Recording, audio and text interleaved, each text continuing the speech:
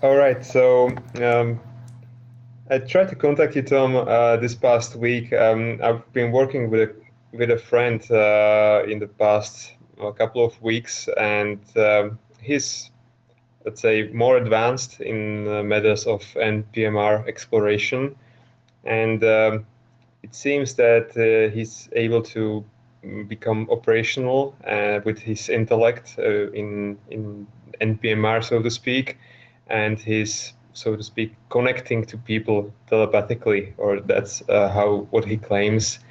I can just confirm that there are some statements from him about what's going on in me or in my consciousness, which were quite well, to be just a chance, it would have to be a really good guess. And what I'm playing with him is some sort of connecting game where we try to exchange data. He claims that he can connect and let's say upload or copy data, and basically I assume that this may be some telepathic NPMR communication he's doing semi-consciously.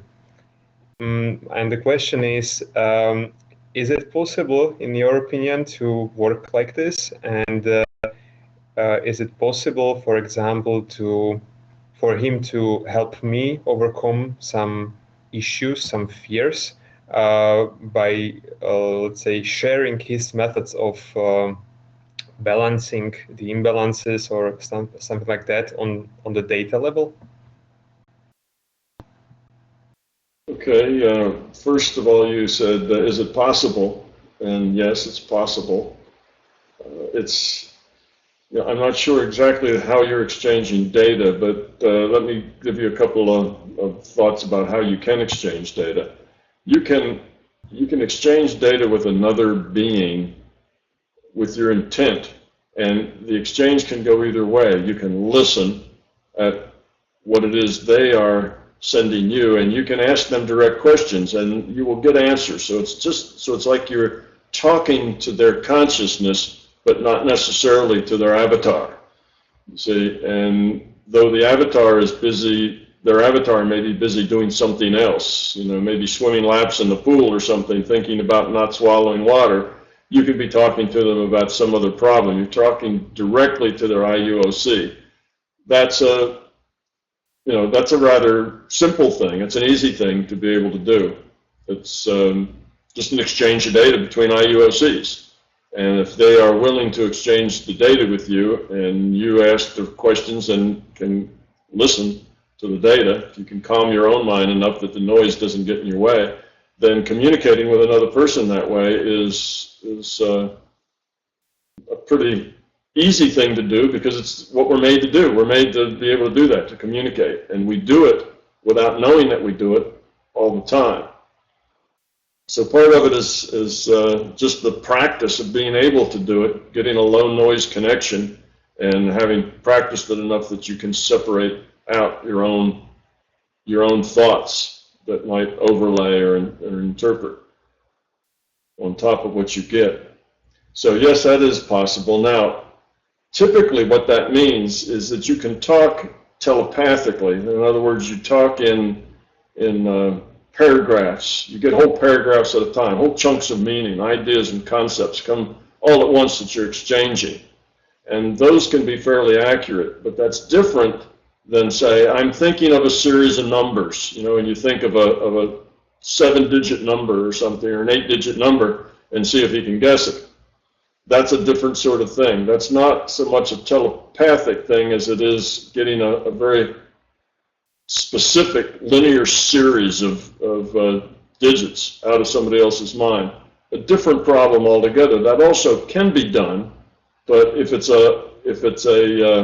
one person's trying to be the sender and the other's trying to be the receiver, there can be some excess of that, but that's much more difficult to do and requires probably more practice than it is just talking in paragraphs telepathically. So there's different things. It's not that if you can interact with somebody, communicate with somebody from the non-physical, that means you can communicate on all ways, on all subjects with them. Not necessarily the case. Two, you have to remember that the person who is communicating with you from the non-physical, this other person, they also are interpreting what they get from their own experience base, what their own beliefs and their own knowledge and their own ignorance and their own fears, and all of that goes into their own interpretation of what they get. So just like if you talk to somebody verbally, they don't always interpret what you say to be exactly what you mean. They're interpreting it in terms of themselves. Of course, if they're talking to you physically, they're looking at body language as well as, as well as what you say, and as well as the fact that they know you and know your personality and so on. All that goes into their interpretation. When you're just getting data out of the database, then you don't have those other clues to go along with the data. You get information, and it's easier to misinterpret what somebody is doing. So you have to be aware of that. If they say, oh, well, I got this and that and the other thing, well, maybe they did, but that may not actually be what was there, what you sent. You may have sent something else, and that's just how they interpreted it. So you have to always keep a certain amount of skepticism into the process, because there's lots of uncertainty in the process, and the skepticism should be at least equal to the amount of uncertainty that's there. So it can be done, and sure, I encourage you, go ahead and do experiments. But remember, if you're having this person helping you with personal things, then you have to, one, be open enough to give them entree to the information that they might need to help you, and two, you have to be skeptical enough to know that they may misconstrue what they get, and what they tell you may not be actual fact. Now, if you're going to get them to do some healing on you, like they would try to, it doesn't have to be physical healing, it could be emotional, or it could be other kind of healing, whatever, then they're just trying to give you the energy to heal yourself in a way. They're changing the probability with their intent of you being a more functional way rather than a less functional way. And if you also try to move that probability in the same direction to being more functional, then between the two of you, you'll be putting, you'll be working at it from two different directions, and that should be effective. So it can be effective, it can have its faults and be misinformation, or it can actually just not work very well, depending on the kind of communication and the circumstances. So I'd just say play with it. Experimentation is good. Remember, there's a lot of variables that are hard to tie down. So experiments tend to be have uncertainty in them. Yeah, definitely. I try to be skeptical. I try to evaluate things based on the outcome. So if he says to me that I may have some belief, I actually noticed this belief thanks to him. One or two beliefs, specific beliefs, which I didn't really notice before. And he saw that this was causing, let's say, stress within my body. And after I realized this, he said he has done something he has uploaded some information, and my subconsciousness apparently accepted it willingly. Then I noticed after half an hour that the tension in my body was really lower, or maybe even gone. So these are the, let's say, things I try to notice, even though I know that this may just be placebo effect, of course. But let's see. And the second question, if I may, would be if, for example, this intent-based data exchange, as I understand it, even though I'm not really seeing the data flow as such, it's not like I have a graphical user interface on which I can really rely in MPMR. I just, let's say, formulate an intent that I would like to have this information, and I would like to use it for such and such purpose, to be in a position for the larger consciousness system to be really helpful with the result. And basically, with this intent, I need to trust that it's really going on, it's really working. And then I try to judge based on the effects whether it really was doing something or not. And yeah. Yeah, that's good. All you said is excellent. That's all the right attitudes. The very last thing you said is you judge, but try not to judge very much or very harshly, particularly very soon. Give it some time. Don't try to judge, the first 2 or 3 times, or it's done once, and then you're going to, if you judge it, you're liable to misjudge it because you don't really have enough data to be a good judge of it. To make a good judgment, you have to take a lot of data so that you can make an intelligent judgment. If you try to judge too quickly, you'll basically be making assumptions and jumping to conclusions, and may do yourself a disservice. So be very gentle and not have a lot of uncertainty in any judgments you make near term. You can make judgments in the near term, but realize they're all very uncertain. A lot of probability goes with those. I didn't say that very well. You could keep at least a medium to low probability on that actually being a fact, but you can make them temporarily kind of judgments. But give it time and see how it works. Eventually you'll know whether it's something that's valuable to you or not valuable to you. Yep, just exactly. don't get your ego wrapped around a result. That will then mess it up more than anything. Yes, that's what I'm struggling with.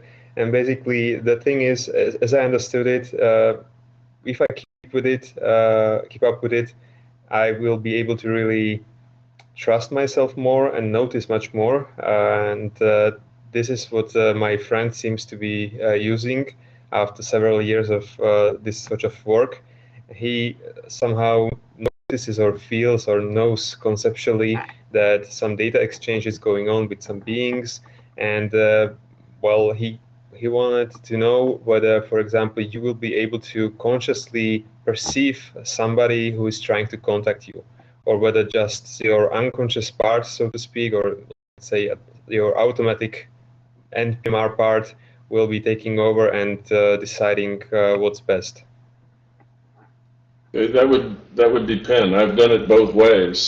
Sometimes people who want to get in touch with me, I get the message into my awake consciousness here, and I know they're trying to get in touch with me, and I kind of know I get the message. Other times I miss it altogether because I'm asleep or focused on something else or whatever, and my aware consciousness is busy, or I don't know exactly what the other reasons might be, but sometimes I don't get it and it just goes on. Sometimes I set it up so that I don't have to get it. If there's something that I'm doing, I'll set up a situation where my consciousness will just take care of it and I don't have to be involved in it. It just functions automatically. I do that sometimes when I'm helping people, particularly if they live in other parts of the world where they're awake while I'm asleep, and I say, if you need me, just call out and I'll be there. And I set up in my intent that if I get that call, go service it, and don't have to bother me to do that. Just go service it without me being aware of it. And that seems to work fine. I get reports back that, oh yeah, they called, oh yeah, they got the help, and thank you very much. So it seems to work as well that way as if I'm aware of it or whether I'm not aware of it. So it kind of depends on whether my consciousness wants to be aware of it or not, and whether I set it up, for me to be aware or not to be aware of it. Sometimes it just works however it seems to be most efficient to work. I generally don't manipulate a whole lot of things. I just let things pretty much happen the way they do for the most part. But yes, that's possible. That something like that could be set up. But I don't know whether I would get it consciously or whether I would get it subconsciously or even whether I'd get it at all. It would kind of depend on the intent, what it meant, what we were doing, why we were doing it, that sort of thing. Thank you, Tom. And maybe the last part of the question, in general, I know in your book you write, if we are exploring NPMR, we should say that we are we were sent by Uncle Tom and will be taken care of. That's right. Can it be interpreted in such a way that you are willing to be, well, you are not against being contacted by anybody, but of course there is no guarantee that the contact will be with you or that you will be able to really respond? Well, when I put that in the book, it's because before I put that in the book, I kind of made an arrangement with some friends of mine that are in the non-physical category, not the physical, and said that if they heard anybody calling for Uncle Tom, they needed to help, get that to me and take care of it and whatever. And I got agreement from them to do that. So it may or may not be me, but they'll get help just the same. And any of those people who do that, who if they read the book and then they try to meditate and they say, "Hey, Uncle Tom, you're out there, give me a sign, or whatever," that should attract some attention, and they should get some kind of reply from that, because I did set it up. And even though that's over a decade old, it's still still in force and still set up, and they should get some sort of a connection. Now, whether I will be aware of it or not, in that case, probably not. That'd be one of those things that I'd say, take care of it and don't have to bother me with it. Just handle it, and it gets handled out of my consciousness, or perhaps some out of the consciousness of some of my friends. But it should work, and yeah, you can contact me that way and see what happens. I've had hundreds of people tell me that they've done that because they read it in the book, and that they indeed do get some sort of feedback from it. So that, of course, like you say, that could be placebo effect as well. Our own mind is a pretty powerful effect on what we get. Thank you very much. Now I will let Greg continue with his questions. Yeah, I just have one that I guess I'm ready for. I was gonna type it up for this session, but I was kind of struggling on how to formulate it. But you've touched on some of the points during this talk today anyway, so I figure I'll go ahead with it. One of the pieces of advice that you give that's helped me the most is talking about how the concept of stuff happening and us reacting is our main form of having lessons. And but then earlier today, you were also talking about how sometimes people get in touch with their guidance and they become too reliant on it, where they can't make a decision without feeling like they're being guided down that path. So taking this advice that stuff happens and react to it, I can see people, including myself, maybe second guessing themselves and getting too passive, thinking, well, whatever happens in my entire life, I'm just going to sit here and react to it. So, maybe you're in a situation with your living arrangement or your job or whatever, and you're just, well, that's just my situation, and I'm just going to react to it. And I'm not going to try to change it. Because on the other end, if you try to change anything, there's the danger of feeling like you're inserting your ego into it and becoming egotistical, saying, well, I don't like this situation, I'm going to make it a different way because that's what my ego thinks it is. So I guess I'm having a hard time always finding exactly where the line between those is and how to balance that. Yeah, the problem, Greg, is that we try to live our lives out of our heads. In other words, we want our intellect to be in charge. And the intellect gets very confused very easily because, as you say, there's 5 different ways to look at the same problem, and then you don't know, am I being egotistical? Should I take charge? Should I not take charge? Should I let it happen? Because the intellect gets very confused because there are many ways to look at a problem. It's better if you live your life out of your being level. You just be authentic, who you are. Okay, that's living your life from your being level. This is me. This is how I am. Now, the fact that I'm doing that, some of how I am may be egotistical, so I will be on the watch for that. I'll be aware of it. And if I start feeling negative things, if I start getting negative feedback, I'll pay attention and find out where's that coming from and what am I doing to create that, rather than who's doing that to me. I'll think, what am I doing to create that? So if you can live like that, out of your intuition. Do what feels right, what feels authentic. What do you want to do? Do you really like this job? Do you really dislike this job? What's the probability that you could get a better job that you'd like better? Or would a different job just be more of the same? You know, your problem with your job may just be a problem with that general area of work. You know, any place you work may be just as annoying as the place you're working now, you know, and then it's out of the frying pan into the fire. So you have to assess all those things and say, well, what do you want to do? And if it's just you and your ego's not, and your intellect's not wrapped around it, you may find that the job's not nearly as bad as you thought it was. You were making it bad because you were attaching your ego to things. Oh, I didn't get that promotion, or I didn't get this, they overlooked me, you know, I'm not getting what I deserve, and woe is me, this job sucks, and that creates a big negative thing with the job, whereas you just do your job, you know, how does it feel? So kind of revert more to a being level approach to things and not try to figure everything out from the intellect, because otherwise you figure things out from your intellect, you just get confused. You get wadded up over slicing and dicing all the words and how to interpret them and what does it mean, and you know, and pretty soon you throw up your hands and you just don't know what to do anymore because you're totally confused. Just live it. Just live your life. And if your life says, I really need to make a change, you know, this isn't working good for me. I don't feel authentic. I'm feeling like I have to be somebody that I'm not. And then take that and say, well, why? Is that because, you know, you're trying to please everybody, or you're trying to be this or trying to be that? Is it you that's creating the problem, or is the problem outside of you? If you come to the conclusion the problem's outside of you and you actually would flourish in a different environment, then start making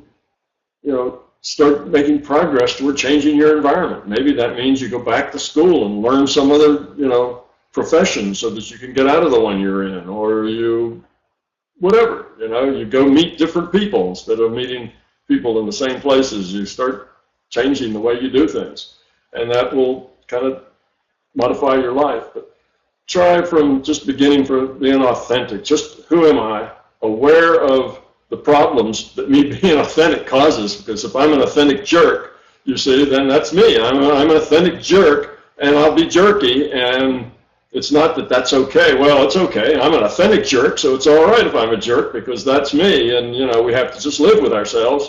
That's not it. You be authentic, but you also be aware of how you're interacting, what you're doing. How do you affect other people? How do you affect yourself? You know, how happy and full of joy are you? You know, and if any of those things are negative, then find out why. Why is it negative? Typically, you'll find a fear. Work on the fear. But it is true that if you don't try to manipulate your environment, you just work with it. That doesn't mean you completely ignore it. It doesn't mean that you say, well, I'll just let, you know, anything that happens, happens, and then I'll deal with it. All right, that's okay.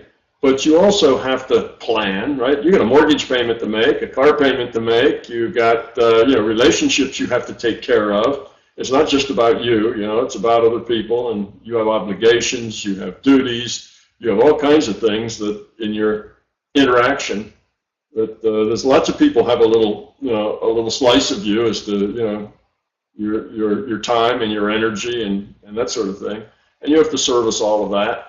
So you have to do some planning. Okay, what if you know, you can't say, well, I just kind of, this job isn't me anymore, so I quit. You know, somehow the system will take care of me and feed me. Well, the system may teach you that you shouldn't quit a job until you have another one, is what it might do. You see, tell you to, you know, you got to take care of things, take care of business yourself. So you can take that to if you don't really understand what we're doing, you can take it intellectually and turn it into something that isn't good for you. No matter what, you know, no matter what I tell you to do, you could do it with the wrong attitude, and it would be bad for you. So just be yourself and be aware of how you're interacting with people and the state of your own joy. Are you anxious or are you joyful most of the time? Is life really good and you're happy or not? And if not, what am I doing wrong? How am I being wrong, and how can I change that? Where's the fear that's making me react this way? Where's the fear that makes me snappy or angry or upset or discontented? What is it about it? And as you meditate on it, eventually you'll get a sense whether it's something real and fundamental that you need to change, or whether it's just the way it is. And sometimes life's like that. You know, you're driving down the road, you get a flat tire. Well, life's just like that. You got to get out and fix it. You know, you don't sit in the car and say, "Oh, why me? Look at all these cars. What did my car have to have a flat tire?" You know, and you just get out and fix it. You deal with it. So, you know, all of life's like that. But manipulating life, there's a difference between planning and manipulating. You should be able to make plans. Like, well, I need a job because I need, you know, I have a wife and children and things, and I need to take care of them, and I need a car to get around. I can't even have a job if I don't have a car. I need a computer. I need a few things to get by. So I have to pay for these. So I need some sort of income. So you have to plan. You can't just sit, cross your legs, go home, and expect you know, money to fall out of the sky to keep you going because you want it. That might happen some. Things will just fall, you know, in front of you when you need them. But as soon as you depend on it, you're in trouble. If it just happens because that's on your path, it'll work. But you rely on it and say, okay, take care of me, system. You know, I'm not putting forth any more effort. I'm just going to sit here and meditate and let you take care of me. Now you're basically putting demands on the system, and the system may give you a good slap to show you that that's really not the way it's supposed to work. You're supposed to take responsibility, you know, for yourself. And as long as you're taking responsibility for yourself, the system doesn't mind dropping things at your feet. You know, just when you're hungry, a bunch of grapes fall out of the sky, you know, and there they are. You know, it doesn't mind taking care of you if you're doing it and doing it right, doing it well. But as you start making demands on it, it's not going to work with you for very long. I don't know if that helps any. It's a kind of a very broad discussion. Yeah, that's why I was having a problem formulating the question, I guess. But that did help a lot. So thank you. All right. So if we have time for one more question, I would like to ask one more this data or intent related question. Would that be okay? This friend, which I mentioned, helped me realize that there are basically two very different approaches to whatever we are doing with our intent. And for example, I was trying to exercise with some healing, and I was trying to send this energy stream or some other visualizations, thinking that if I can be stable enough in seeing this visualization, just feeling it as it is working, without trying to force the image to be too crisp, then basically I was doing the job well enough.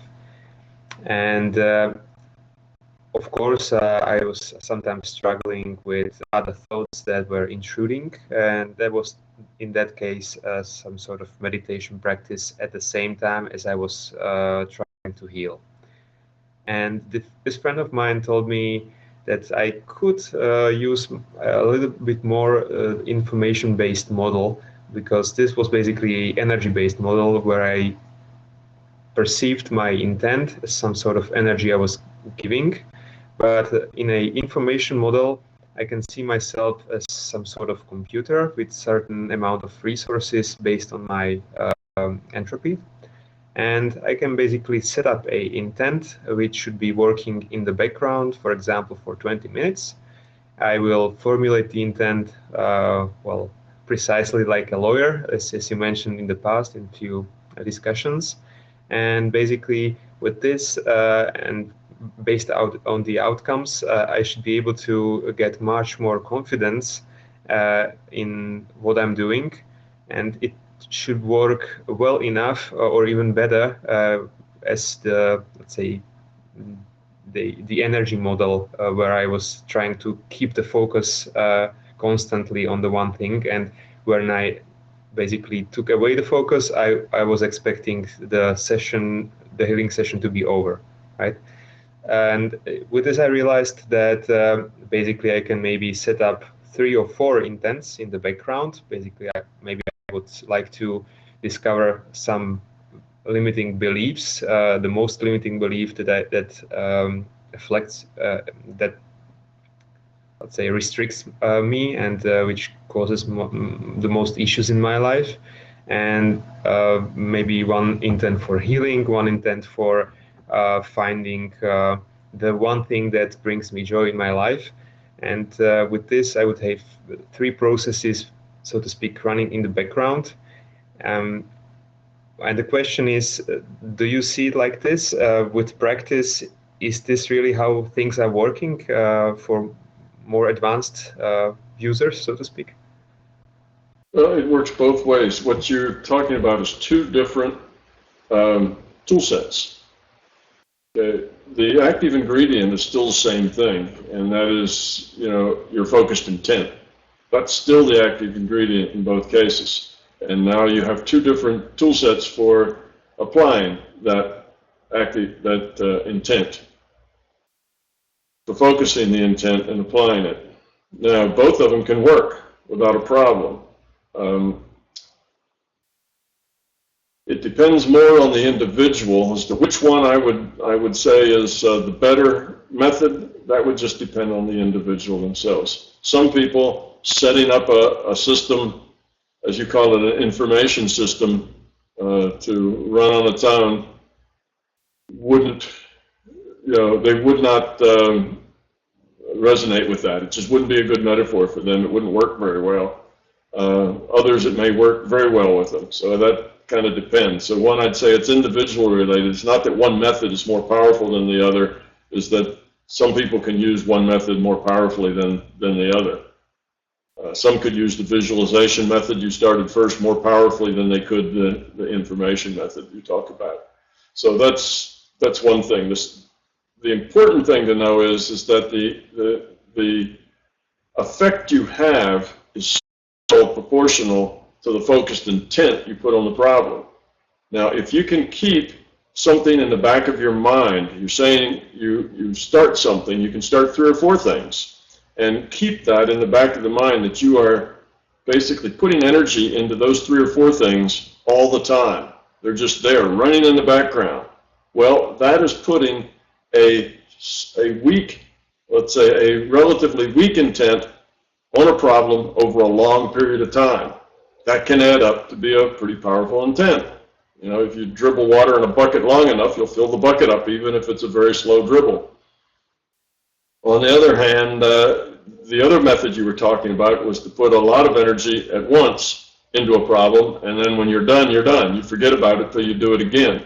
So now it's coming in larger doses that aren't continuous, but are, maybe have pretty good sized breaks between them. Maybe every day you do this. So once a day you give them a big shot rather than all day long dribble in a small amount. But it's still the amount of focused energy that you put onto the problem is what makes the difference. That's what creates the change in the probability of the outcome. So if you can put 3 or 4 things, there's no reason why a person can't think of 3 or 4 things at once and keep energy going into those things. And if every couple of minutes or every half an hour or something, your mind just kind of goes to that and says, yeah, I got those 4 things going. Okay, keep them going. And you just maintain that constant pressure, then you will have an effect. So they both are good methods. I wouldn't say one's more advanced than the other. If we wanted to go to something that was a little more advanced, I'd say, and I would say you maybe could use more detail. The finer you focus, or the more, let me put it this way, the more you can focus on the exact problem rather than a general problem, the more help you can be, the more power that you will have. In other words, let's talk about healing somebody with cancer. Somebody has cancer and you can help them by just giving them energy and making their whole body glow and that kind of thing, and good health, kind of a feeling. And that will work and help them some. But you could be more specific and you could say, well, I want to put energy just on those cells that are cancerous, and then you'd focus in on their tumor or whatever, and you'd focus energy on healing energy on the tumor rather than good health to the whole being. That would be more effective. And if you were a physician or you knew physiology or biology really well, and knew exactly what was going on with this particular kinds of cancer in the cells, you could go in and maybe work at it from that issue. Like maybe you would try to take away the blood supply feeding the cancer or something like that in a mechanism that you know would affect this cancer strongly. Now you could be even more effective. So the more detail, the more information you have, the more detailed you can focus your energy. So instead of a general focus on a feel-good, you could do a particular focus on a tumor to an even more particular focus on the mechanics of how that tumor works. And the more detailed you get, the more intent you can apply to a simpler thing. You see, you're changing the probability of something happening. So if you can change the probability of the network of blood vessels feeding the cancer, well, that's got a lot of randomness in it. That's not, that's more easily movable because that's something that really nobody knows exactly how that's working. Therefore, you can modify that. Nobody notices. It's not you don't have any, you don't have any issues with the data already being out in a certain way that you have to change it. You don't have any problems with the psi uncertainty principle because it's all hidden and so on. That makes it an easy target and a very precise target with more energy with that kind of focus. So there's lots of different ways you can do it, and either one of those could be more or less detailed. So the one that you called the information way, which is where you were setting up these things to run in the background, you could do that in a general way, or you could do that in a very specific way. And the same with your imagery. You could do that in a general, specific way. So there's lots of different ways to approach the problem, and they're basically different tool sets, and it depends on what you're trying to accomplish. If you're not sure that a person really doesn't need to have that cancer, and you think you kind of work at them a little, and you get the idea, well, this cancer's kind of on their path. This is really something they're meant to experience.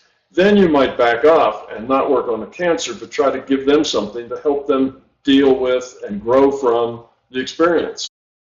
Raise the probability of that, as opposed to raising the probability that their cancer will regress and go away. So it depends what you're doing.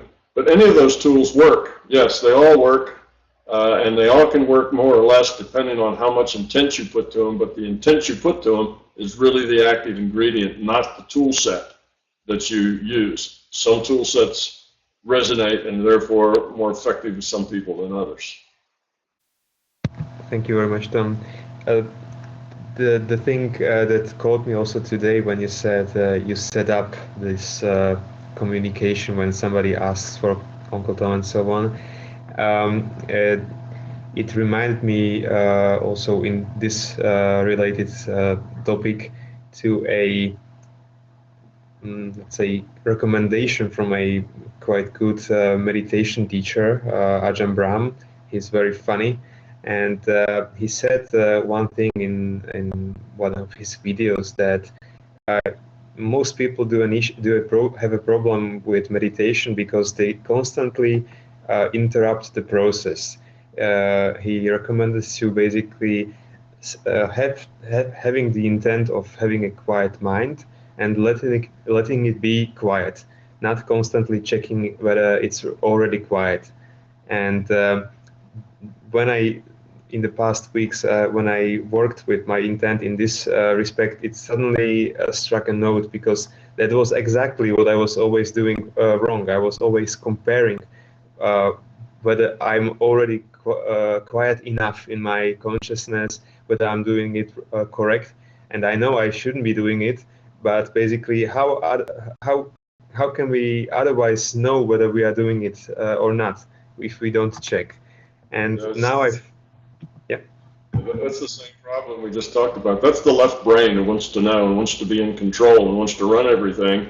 And it's saying, well, am I doing it? Am I doing it right? Well, I don't know. Let's check. Are there any thoughts? No, just me talking all the time, wondering if I'm doing it. Well, that's an interruption, and your meditation teacher is wise to tell you that you stop all that. Just intend it to be quiet and let it be quiet. And if it turns out that a thought intrudes, well, then just gently put it aside and stop judging and analyzing. It's the judging and analyzing that the left brain does all the time. That's the problem when you're trying to work at the being level, which is what you're doing when you meditate. You're trying to let the intellect go and function at the being level. And when you get your intellect involved in it, it just pulls you back into that intellectual level, which for most people pulls them back into the ego level. And then they have this fear of, am I doing it right? Is this, is this the right thing? Am I quiet? And then there's all this jabber going on about how you're doing it, and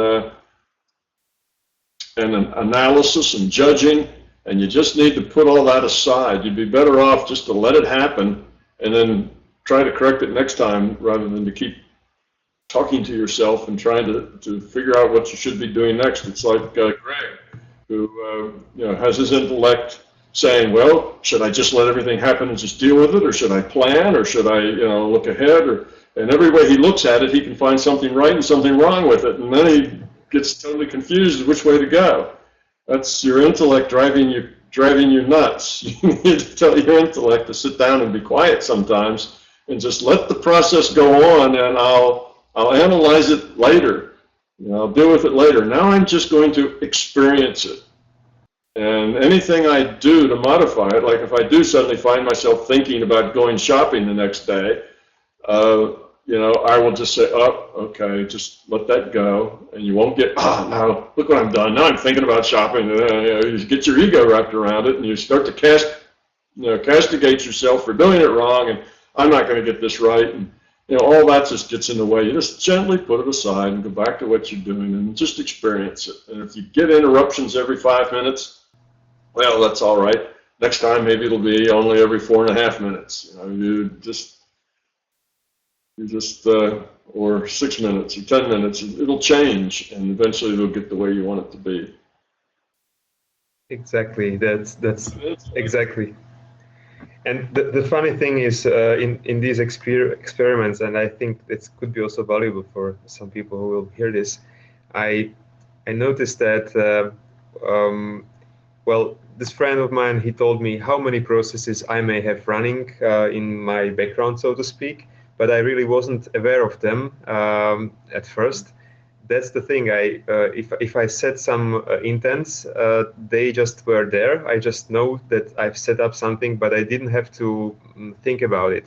That's exactly what I needed to do also with meditation. Just set it up and don't think about it. Just trust yourself that this intent is really working. And what I noticed was in some of our discussions that over the night, or maybe over the course of a day, I may have some thoughts about some things. I may have, started some new topic in my mind, and then later on, something was, draining my energy. I was feeling frustrated, and I didn't know what it was. I tried to check in this conceptual way how many processes may be running in the background, if there is anything like that, of course, trying to be skeptical. And I thought, well, there are maybe 3 or 4, and there's something wrong with one, but I couldn't point it out. And the friend tried to connect without me telling him what I thought. He said, yes, there are 4 processes. One is hung, and it's basically draining your energy. It's trying to do something, and it needs your interaction. So, and this was interesting to me that probably, at least me, maybe more people are basically using this, background method of dealing with issues, finding answers for their life questions all the time, but we are not doing it consciously because we don't know that it's that easy. Just basically formulating something in your quiet mind and letting it work, and just then observing the effects. I couldn't believe it myself. I couldn't still. Yeah. Well, the mind does work like that, and you can separate things out like that, and they do run automatically if you set them up to do so. If you don't set them up to do so, then they kind of, instead of running automatically, they just kind of sit there waiting for you to give them attention, and they don't process. But you have to give it that intent that you want them to process. Here's what you want them to work on, and you want them to process on it. And you should also then drop in on them every once in a while to see how each one of them's doing, rather than just let them go for a long period of time. Sure, that's like letting your computer on and never rebooting. You know, eventually it stops working very well. If you let it on too long, it'll start to malfunction. You essentially need to reboot and get the setup cleaned up a little bit every once in a while to keep the thing running well. And your intents are like that too, so you do have to revisit them. If you let them just run without any attention, they often will get hung or have some other kind of problem. And that's this point of keeping your attention on them. So if it's like a wheel. If you take a wheel rim, like a bicycle wheel rim, and if you can walk alongside of it, and just every once in a while you can reach out with your hand and give it a tap on top, will keep it rolling. And it'll roll for another 30 seconds. You just give it another little tap, and it'll roll for a long time. As long as you keep giving it that little tap every once in a while, it'll keep right on functioning. If you don't give it that tap, it'll roll till it quits and runs out of energy and will fall over. And that's as far as it'll go. And that's sort of what you're doing with these intents. You set them up. You don't have to keep pushing that wheel every inch that it goes. All you have to do is tap it and then leave it alone. It'll roll and roll and roll quite a ways, but you do have to go tap it again. And that's what you're doing with these intents to heal and to do other things. So you have 4 or 5 things going on, but you have to keep reaching back and giving them a little tap every so often to keep, every time you do that, you're putting a little energy into the problem. You're putting a little energy into the wheel turning by giving it that little tap every so often. You're putting a little energy into healing or working on one of your problems by giving it your attention for even a fraction of a second. You give it your attention. It doesn't necessarily take a lot, but you still need to keep after them. And that's just it's a metaphor. It's a way of thinking of things. This idea that you're running programs.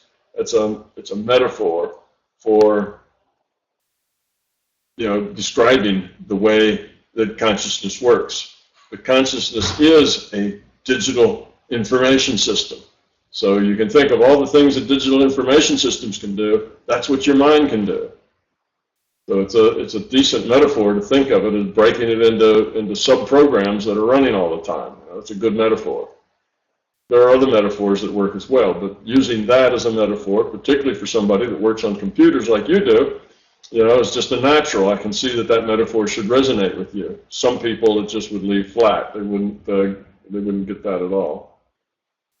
But keep working with it. You'll probably find it more and more effective the more you work with it.